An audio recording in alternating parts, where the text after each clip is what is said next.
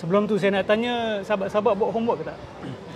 Saya ada minta tengok satu dokumentari ni. Kumari. Awak tengok Faizul tengok. Tengok? Tak tengok? Tengok? Tengok? Tak tengok. Homework saya best-best tau. Homework saya bukan susah. Bukan suruh hafal, bukan suruh tulis. Suruh tengok dokumentari je. Datang sini mau teringat. Ya. Allahumma salli ala Muhammad. Baik. Ada sebuah dokumentari yang awak boleh saksikan di YouTube. Tengok, ini pun saya nak kena rumuskan juga. Ni manja. Orang kita ni manja. Dokumentari itu mengisahkan tentang seorang lelaki India yang lahirnya di India. Dan dia dakwa sejak kecil keluarga dia ni ialah ada religious lah. Dan banyak dengar pasal berhala-berhala, agama Hindu dan sebagainya. Jadi dia terfikir untuk buat kajian tentang sami-sami yogi-yogi Hindu ni. So dalam proses dia buat kajian tentang yogi-yogi Hindu ni, dia terfikir dan terdetik dalam pemikiran dia bahawa sebenarnya ramai yogi-yogi sami-sami yang dia jumpa ni, dia orang ni sebenarnya tak ada apa-apa pun. Tapi murid itu kerana nak percaya sangat, nak percaya bahawa yogi itu adalah real yogi, atau nak bergantung kepada seseorang, nak bergantung kepada seorang yang dianggap dekat dengan Tuhan, atau sudah lebur jiwanya, sudah lebur nafsu dia, sampaikan mereka sendiri yang mereka-reka sesuatu yang sebenarnya yogi itu tak cakap pun, atau tak ada pun pada yogi tersebut.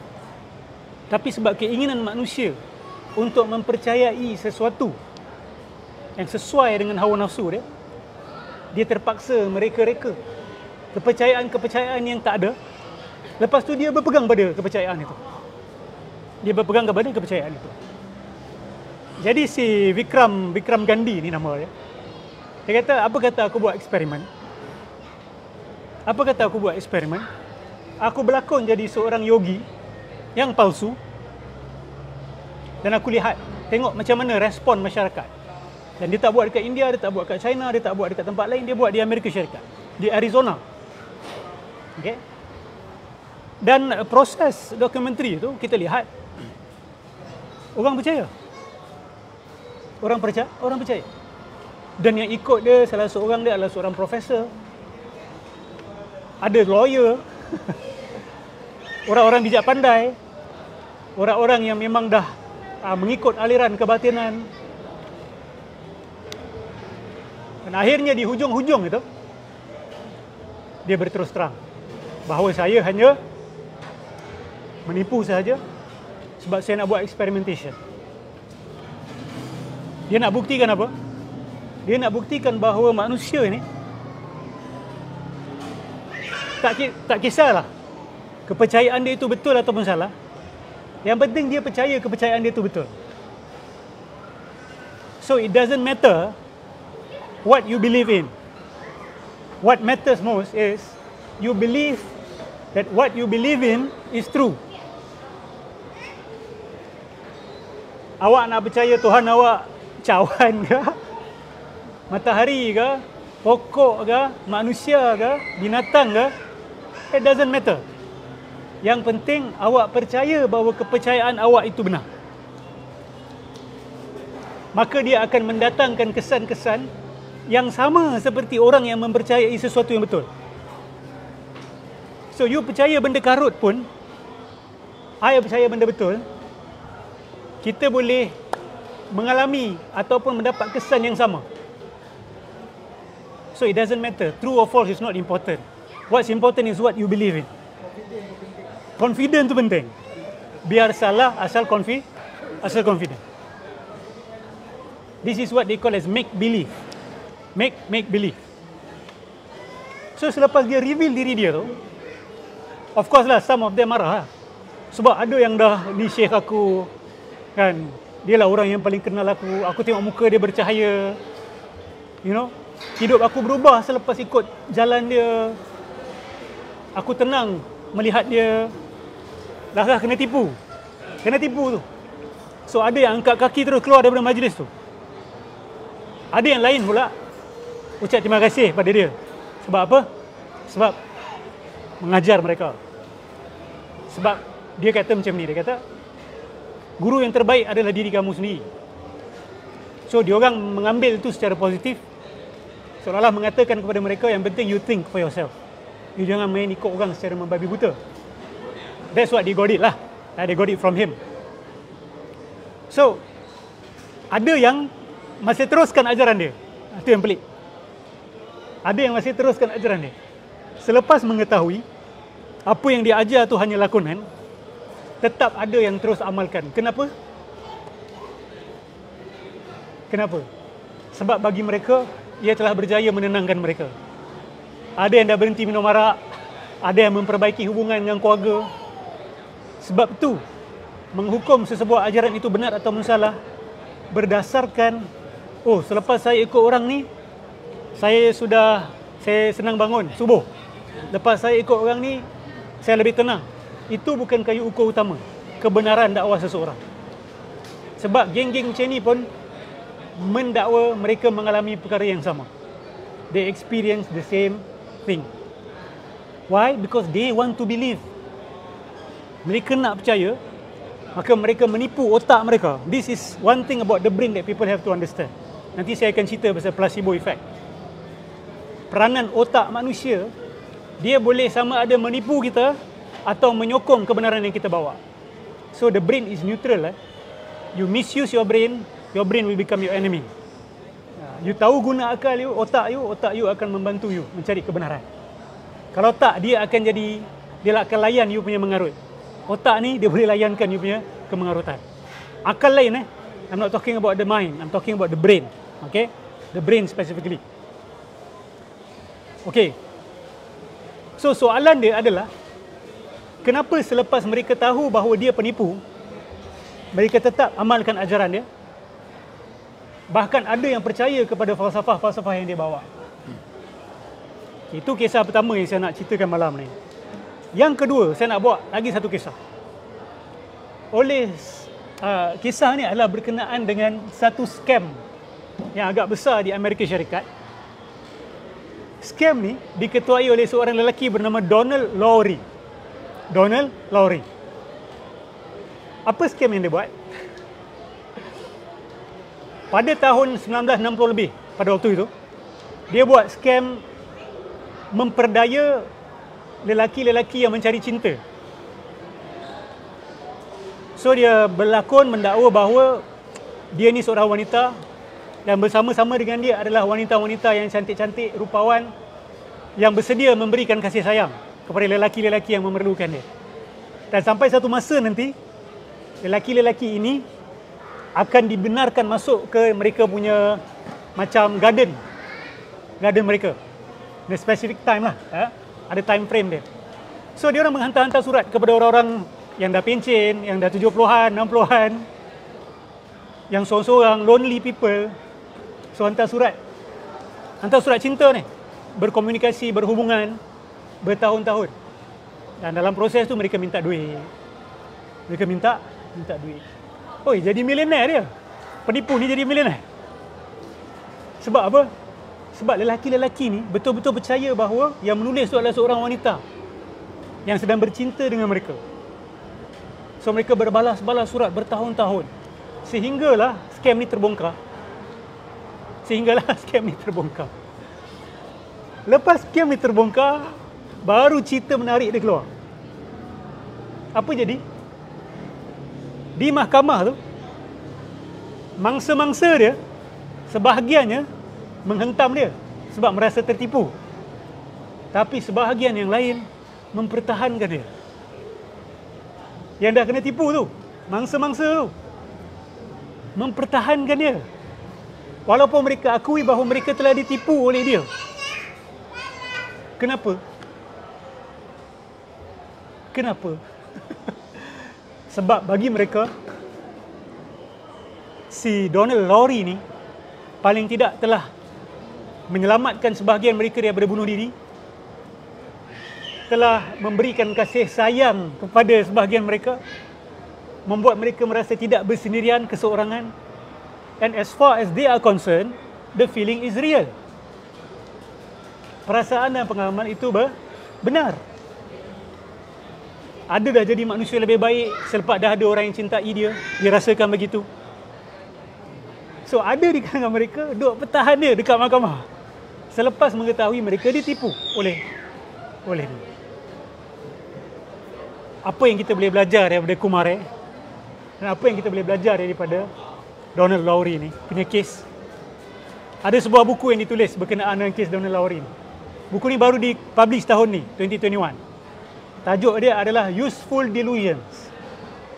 Useful Delusions. Delusi-delusi yang bermanfaat. Delusi yang bermanfaat. Poin utama buku ini, dia nak beritahu bahawa sebahagian penipuan yang manusia buat ke atas diri dia sendiri, kita tipu diri kita, adalah untuk kebaikan kita sendiri. So not all lies are bad for our own selves. Bukan semua penipuan itu tidak baik untuk manusia. Ini pendapat buku tersebut lah. Saya tak kata saya setuju. Bahkan saya tak setuju lah. That is sesuatu yang agama kita tentang. Agama kita tentang. Nanti saya akan cerita dengan lebih lanjut. So,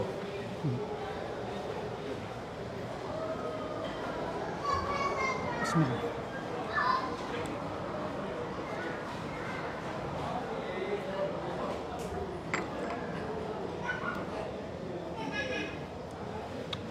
Bagi siapa yang ingat, kita baca kitab Kubra al-Yaqiniyat Syekh Said Ramadan Al-Buti. Dalam chapter yang pertama, Syekh Said ada sebut nama William James. Syekh Said ada sebut nama Jeremy Bentham. Siapa ada ingat? Saya ada sentuh tak banyak, saya sentuh sekejap je. Homework pun tak ingat, takkan ini ingat kan? Okay, Syekh Said ada sebut William James, Syekh Said ada sebut Jeremy Bentham. Sebab dalam chapter pertama, Syekh Said ada bercerita berkenaan dengan isu ini. Syekh Said kata, Barat ni, kepercayaan bagi mereka hanyalah utility. Religion and belief system is nothing but utility. Utility ni maksud dia apa? Kegunaan. Agama ni penting kerana agama ni dapat menenangkan manusia, bukan kerana agama ini benar. Okay? Sebab tu mereka di Barat pun dia tak boleh buang agama 100%. Sebab mereka akui agama boleh menenangkan manusia. Agama boleh memberikan makna dalam hidup manusia. Agama boleh memberikan panduan dalam hidup manusia. So let's just keep religion, not because it is true, but because it is useful. Itu dipanggil utility. Ini terhasil daripada falsafah yang dipanggil sebagai falsafah utilitarianism, yang coin this term Jeremy Bentham. Jeremy Bentham ni, dia kata sesuatu tu baik sebab apa? Bukan kerana ia benar, tapi sebab ada kegunaan untuk manusia, ada manfaat yang kita boleh raih daripada dia. Agama pun sama juga. Saya dah ulang tadi, agama ini baik bukan kerana ia benar, tetapi kerana ia useful. So Syekh Said sebut benda tu. Saya tak pasti akidah dia apa, tapi setahu saya dia atheist lah.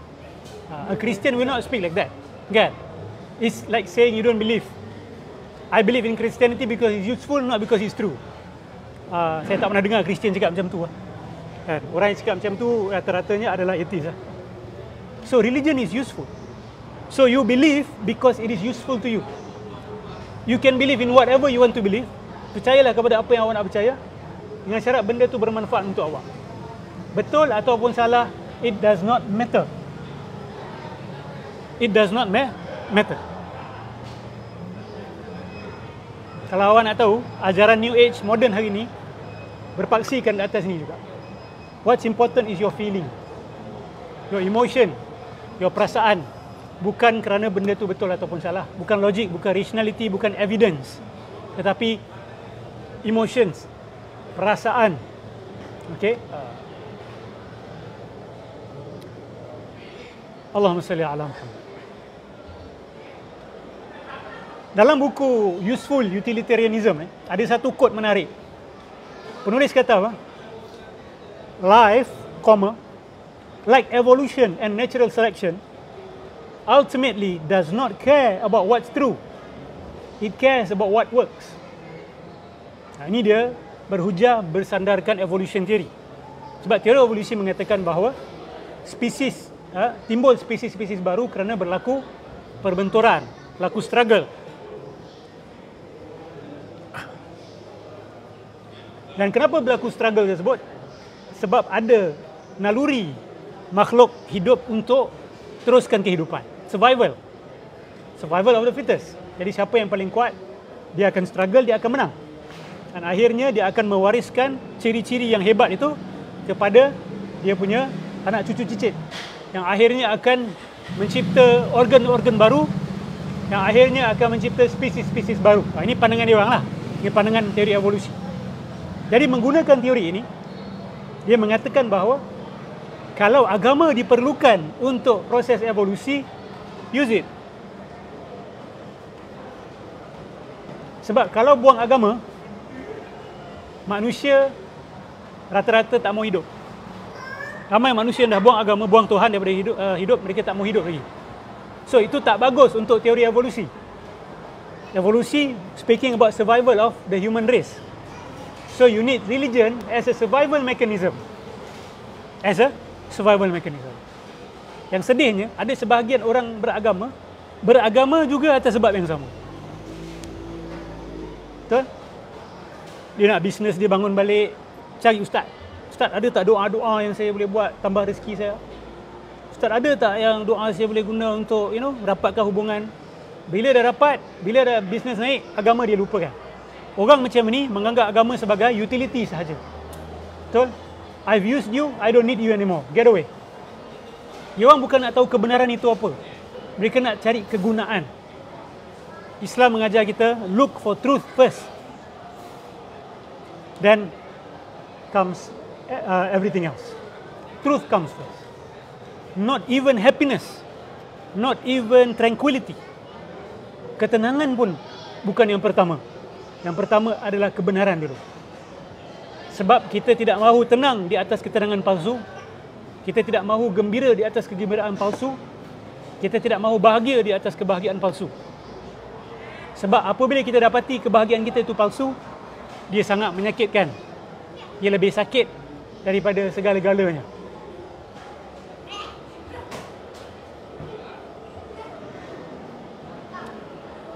Ada satu soalan yang mereka tanyakan. Kalau delusi seseorang itu membantu orang itu untuk meneruskan kehidupan dia, kenapa nak pecahkan delusi itu? Kenapa nak kena beritahu yang dia salah? Ini dilema yang berlaku di barat sekarang ni. Sebahagian psikiatris, sebahagian pakar-pakar psikologi, diorang ada dilema ini apabila mereka buat kaunseling. Khususnya apabila mereka detect pesakit mereka ni ada kepercayaan palsu, tetapi kepercayaan palsu itulah yang membuatkan dia meneruskan kehidupan. So nak beritahu tak yang dia salah? Ataupun jangan? Sama dengan isu LGBTQ. Sebahagian psikiatri, sebahagian psikologis, dia dilema. Sebab kalau diberitahu bahawa your tendency is wrong, you kena ubah, you kena rawat, mungkin sebahagian anak-anak muda ni dia tak boleh terima. Akhirnya kesan pada jiwa dia negatif. Takut-takut dia self-harm, takut-takut dia commit suicide atau fall into depression or whatever. So we don't break their delusions. Kita jangan pecahkan kepalsuan itu.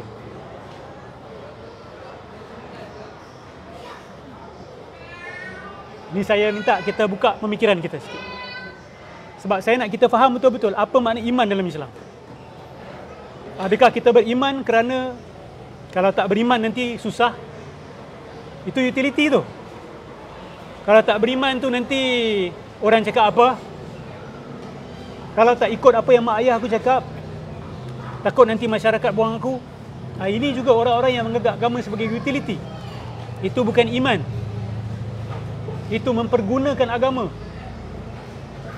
So kita nak kena masuk paling dalam. Iman kita ni kena berdiri di atas dasar yang benar-benar kukuh. Baru kita boleh bina yang lain. Baru boleh terbina tamadun itu. Kalau di sini keberagamaan kita sudah salah, selepas ini akan jadi salah. Okey. Kita tengok Allah Subhanahu Wa Taala sebut apa dalam Quran. Innal ladzina amanu wa amilus solihat. Betul? Yang beriman dan beramal soleh. Beriman, beramal soleh. Iman, amal soleh. Ada tak pernah Allah letak amal soleh kat depan? Iman dulu. Iman ni apa maksud dia?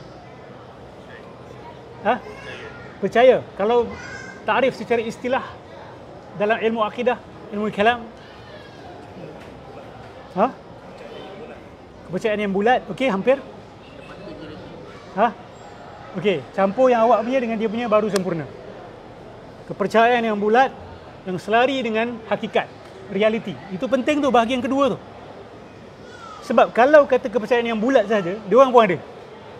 Dia orang betul ada sanggup mati demi kepercayaan mereka. Tapi ia tidak selari dengan hakikat. Ia tidak selari dengan reality. It does not conform to reality. La yutabiqul waqi'. So iman itu al-i'tiqad al-jazim al-mutabiqu lil waqi'. Satu kepercayaan yang benar-benar bulat yang selari dengan hakikat, reality. Dia tidak bercanggah. Maksudnya di situ dia mesti true. You must begin with truth, then you speak about goodness. Amilus salihat. Nampak? Percaya yang betul, kebenaran, kemudian buat baik. Betul? Tapi kemudian tu bukanlah tunggu tak buat baik sampai iman sabit, bukan. Maksud dia dari segi importance. You have to get your belief system right first. You don't come and only speak about good. Sebab you speak about good doesn't mean that it is really good. You may think that it is good. Betul tak? Banyak orang yang anggap apa yang dia buat tu baik, tapi sebenarnya salah. Dan lebih merosakkan manusia. Kemudian, Allah ajar kita ihdinas siratal mustaqim. Tunjukkan kami jalan yang lurus. Siratal ladzina an'amta alaihim ghairil maghdubi alaihim waladdallin. Bukan jalan yang kau murkai ataupun jalan yang sesat. Kita ulang benda ni berapa belas kali? 17 kali dalam sehari. Minimum 17 times a day.